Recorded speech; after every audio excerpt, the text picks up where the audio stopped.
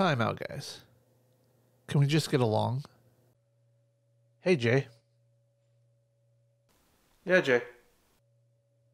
What do you want to talk about? I don't know. What should we talk about? I don't know. It's been a while. What should we talk about? Talk about sports, video games. We could talk about video games. I know. Politics, politics, politics, politics, politics. Yes.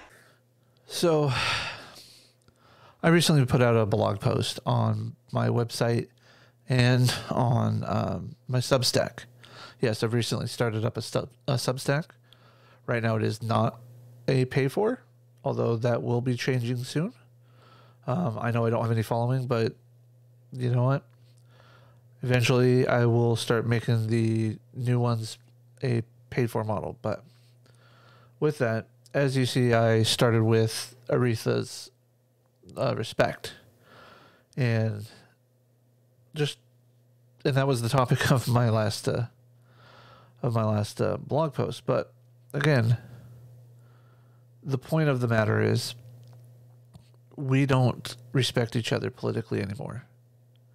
And before you say, oh, it's all so-and-so's fault, whether you believe it's Republicans' fault or Democrats' fault or, variation, conservative, liberal, progressive, etc., whatever. No. It's not one group's fault. It's everybody's fault. It's my fault, your fault, everybody's fault. And the reason why I say it's our fault, us as a society, is because we've gotten to a point where we are unwilling to talk to each other. We want to talk past each other. We want to talk at each other. We want to actually just own and decimate people. Part of this comes from the ability to have response videos. Rather than having an actual discussion or even an actual moderate debate on a topic, you have people who just oppose everything that the other side has to say, no matter what topic it is.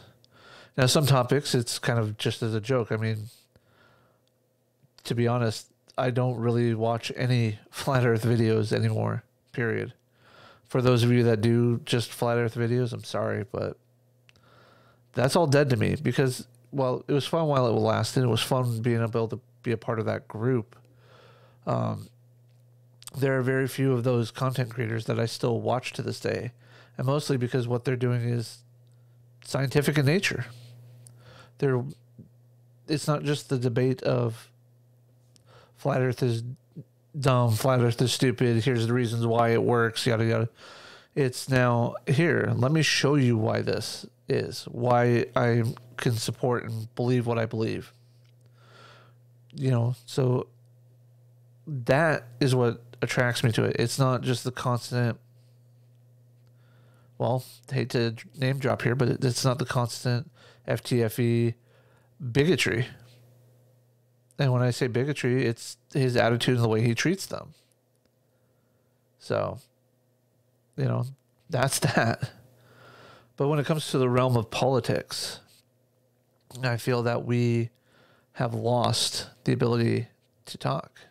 We've lost the ability to have a conversation, a meaningful conversation. There's a point in my life where I wanted to scream and shout people down over their political beliefs. And right now, there's only one topic that I have that much veracity to. Not veracity, but veracity. I'm so knowledgeable in the subject that I view the topic as being wrong, or what's being presented as being wrong, and I will die on that hill. So, but that doesn't mean I'm not willing to hear out the other side on it.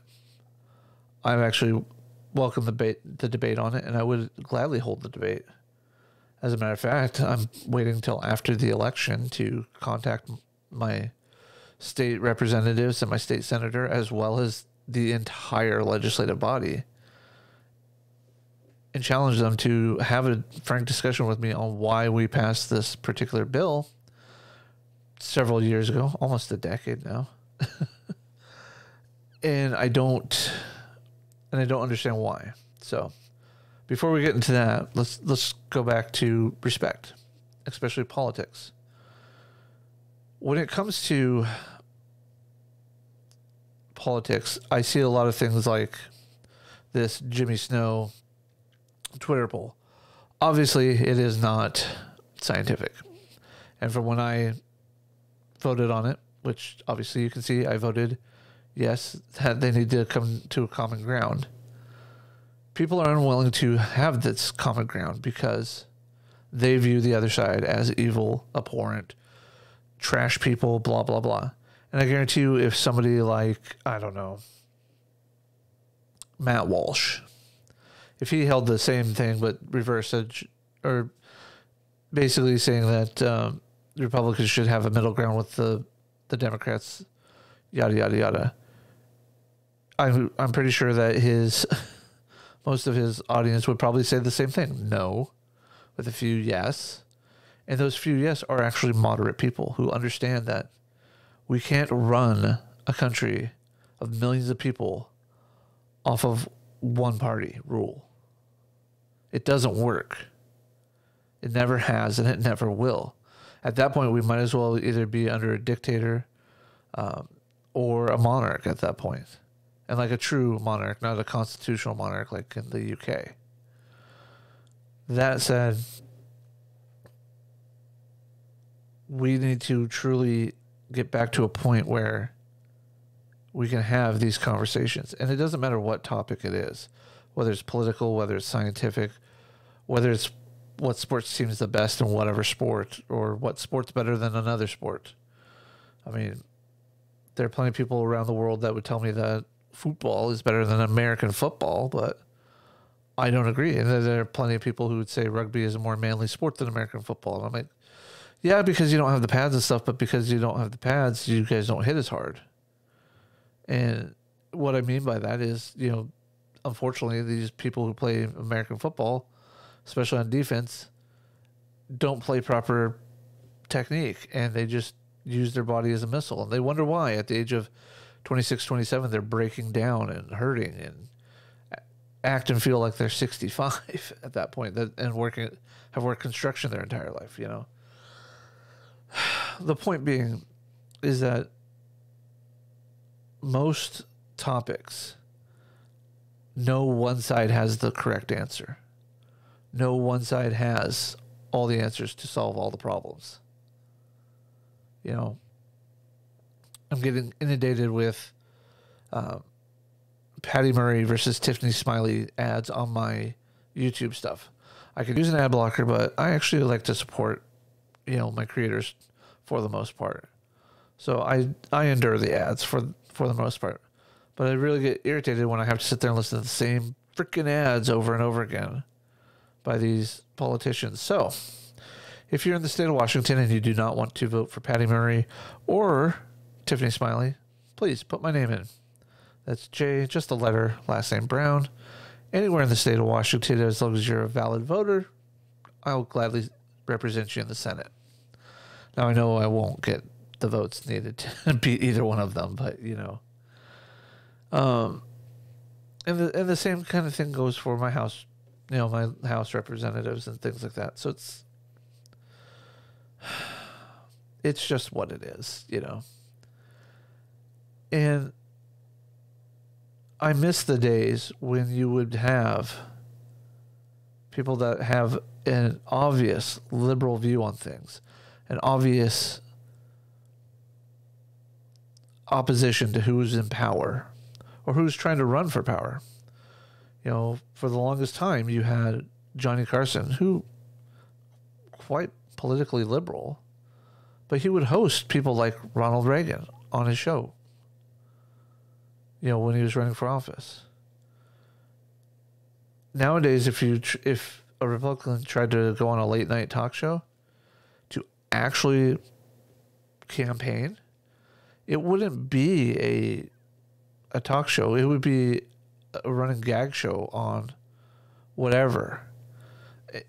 And people wonder why these late night shows ratings are failing and why people don't take them as seriously, because They lament at the good old days of the Daily Show under Jon Stewart.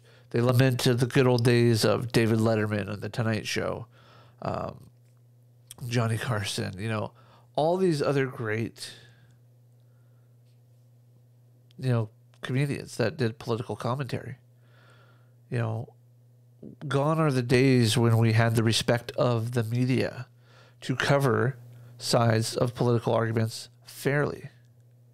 We don't have that anymore. I can't pick up my newspapers anymore and see, oh, Republican this represents this and da-da-da-da-da-da, and leave the bias out of it. No, it's got to attack that person.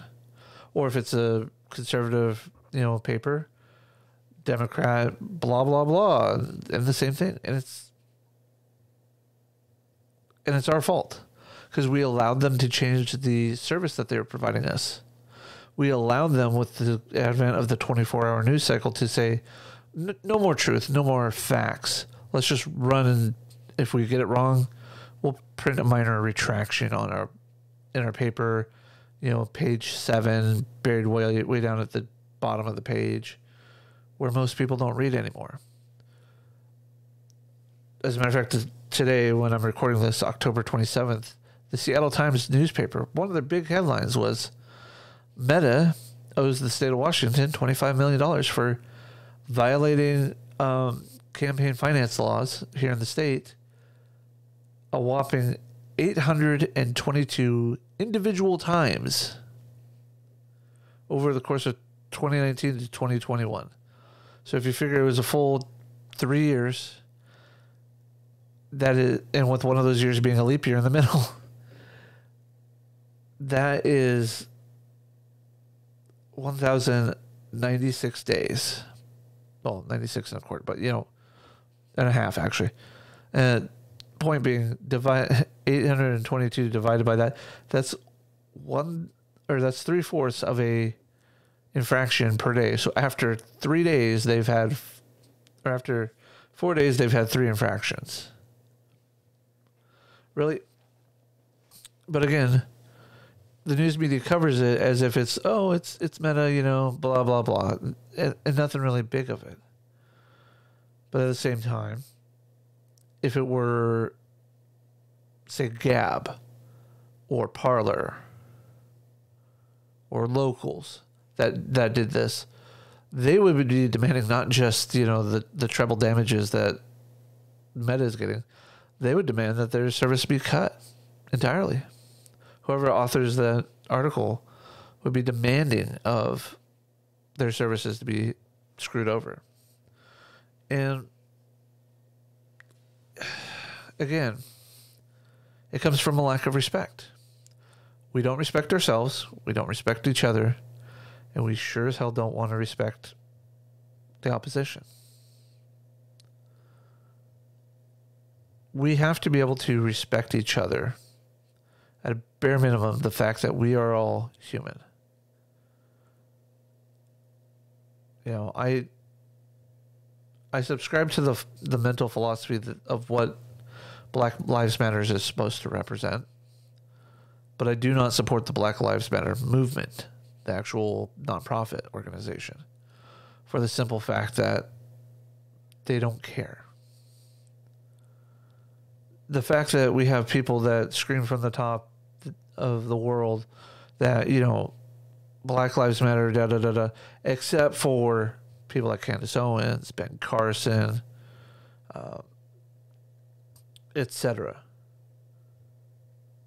And rather than actually acknowledging what they're saying, it's let's attack them personally by calling them various vulgarities that,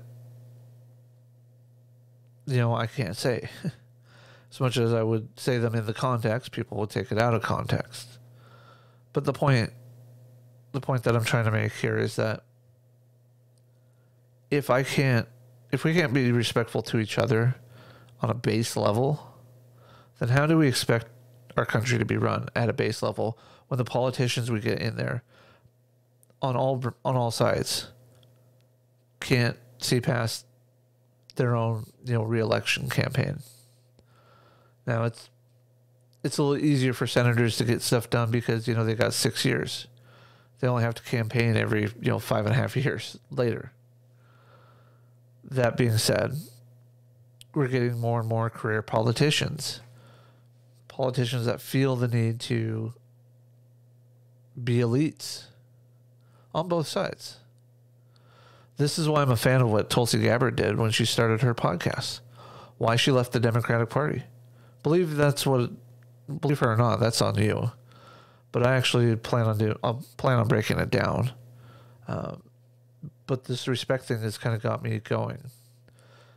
Another thing, and I'll try to grab the thumbnail for it here, but I make no bones about it. I watch Freedom Tunes. Seamus Coughlin, great guy. Don't agree with everything he says. Don't agree with every cartoon he puts out. I chuckle at a lot of them because the irony is not lost on me. But his episode today, or was it yesterday? One of the two anyways.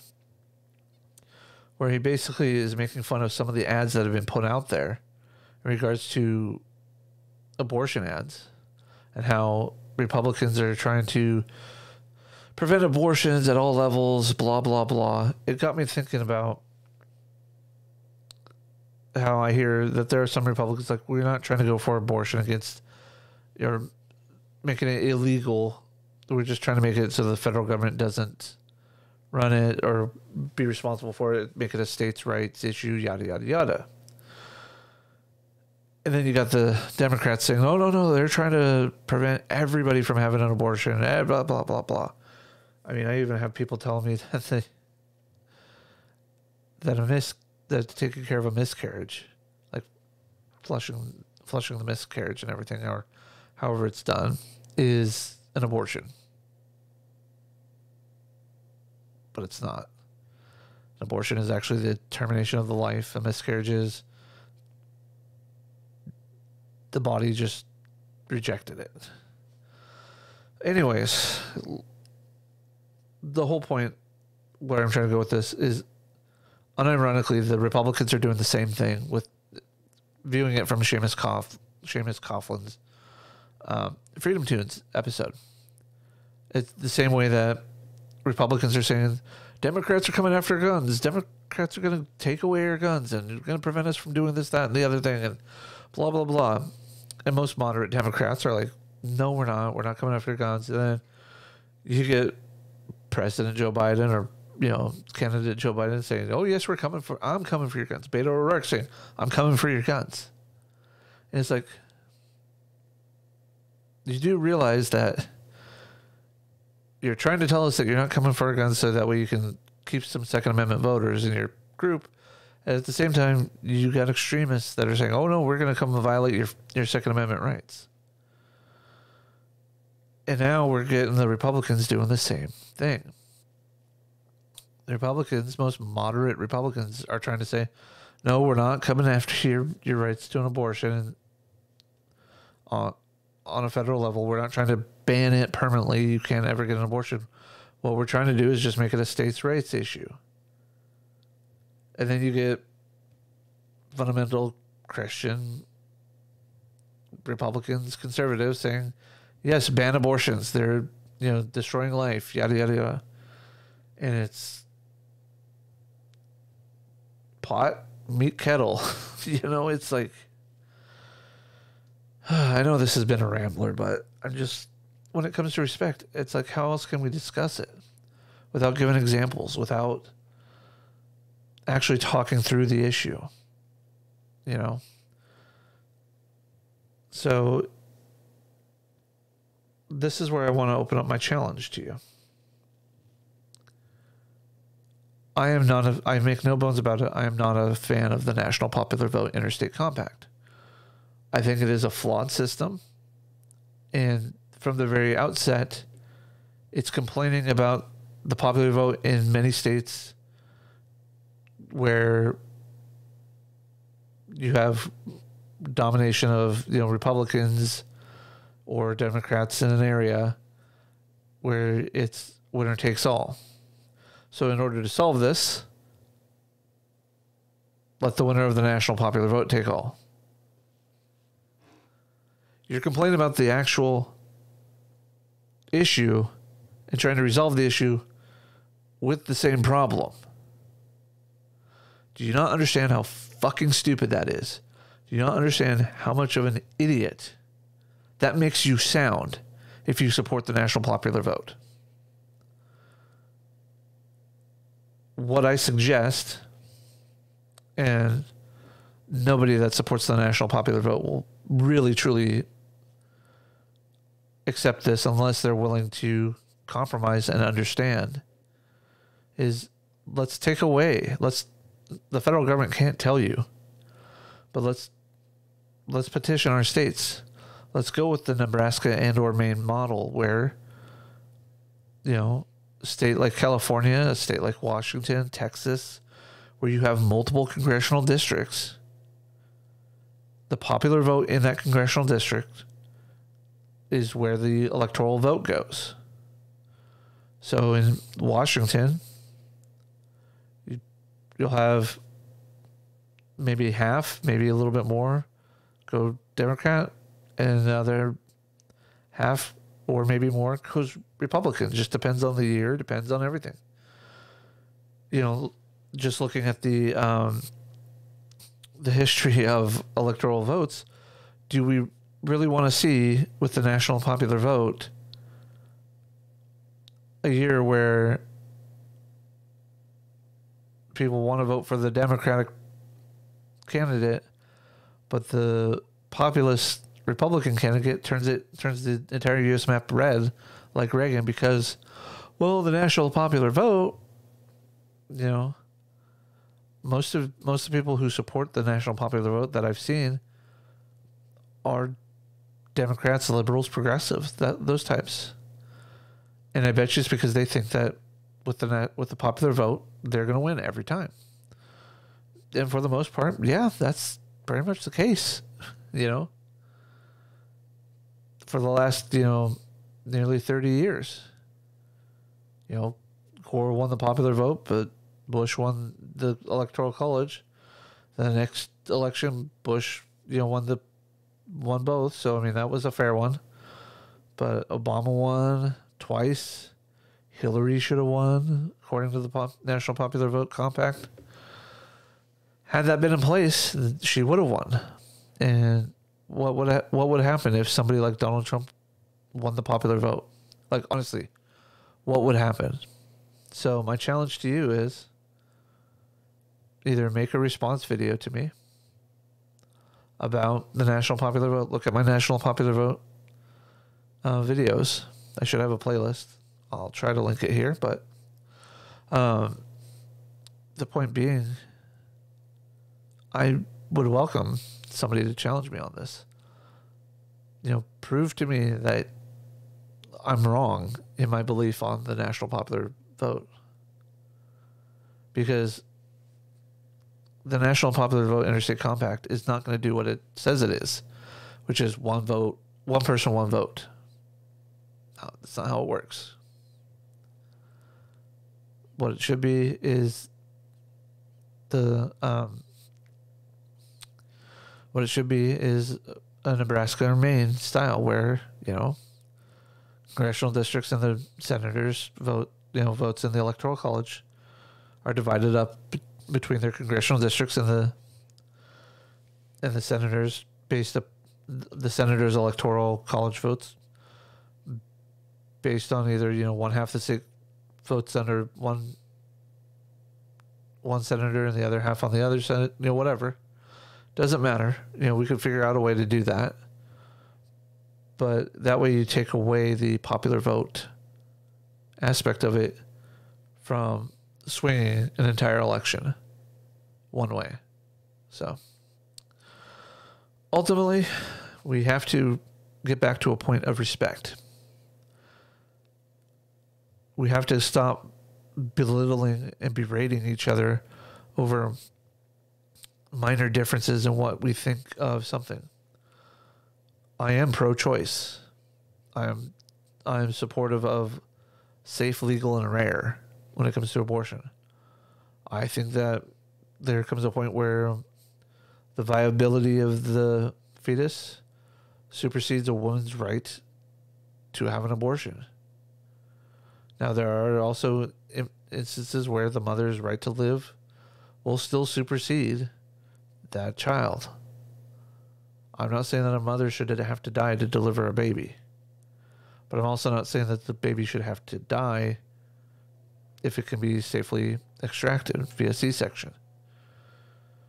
You know, we're making advances in technology that allows us to have viability sooner. It's not always perfect, and it doesn't always work.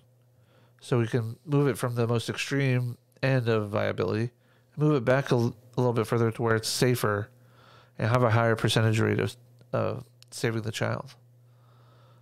If the parents don't want the child, then they can put it up for adoption. And yes, I understand that in some places the foster care system, the adoption system, it sucks. You know, it's horrible. But we have to be able to balance these things. And that's where discussion comes in. And that's where the respect comes in. Stop being fucking loggerheads at each other over an issue. Learn to compromise. And speaking of parents' rights, let's stop getting on the soapbox of my body, my choice. And let's start allowing the fathers to have some choice in some of these things too. Because again, if the mother doesn't want the baby, but it's at a point of viability, and the father is willing to take care of it, then let the father do it. The mother can sign away her responsibility. But at the same time, if a mother wants a child, but the father doesn't, the father can sign away his parental rights and not have to be fiscally responsible. These are things that can be discussed. But are you willing to discuss them? Are you willing to have that conversation? And I hate to say it, I don't think you do. I don't think anywhere on YouTube anybody wants to have these discussions. Nobody's willing to actually have an honest discussion about it. They just want, I just put down so-and-so on Twitter because of their opinion. They're wrong. Or, I just did a live debate and I crushed so-and-so. I won't, with the exception of the National Popular Vote Compact, I won't debate anybody on a topic. I'll have a discussion with you. But the National Popular Vote's the only one that I would have a debate. So if you think I'm being naive, if you believe that your party is correct no matter what, if you vote entirely down party lines, I challenge you. Start reading the opposition's media. Start watching the opposition's media. I know you're going to sit there and go in, not believing anything they say. But after you're done reading a story or watching a story, go find the sources. Go review the sources. Take your time. Because you might find that there's some actual truth. You might find that there's some actual knowledge there that you didn't have. That maybe you've blinded yourself to. Maybe, just maybe, Fox News can be right. Vox can be right. Doesn't mean they're always right, but it just means that they can be right. So, with that, if you want to support me, Subscribe Star is the current best way. I am working on my locals, and it's mainly I'm just too lazy to set up my Stripe on there right now. So, but you can also, I haven't set up Substack yet either, but you can support me on Substack as well. I'm looking into doing some more freelance style writing, so please keep an eye out for that.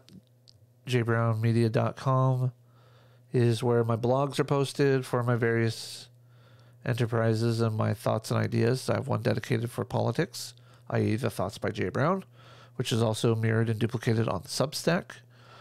I have my travel agent stuff, which I've been slacking on quite a bit, but hopefully I'll be able to get that going again soon.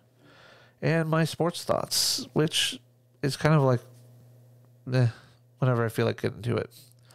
I also have podcasts on Spotify,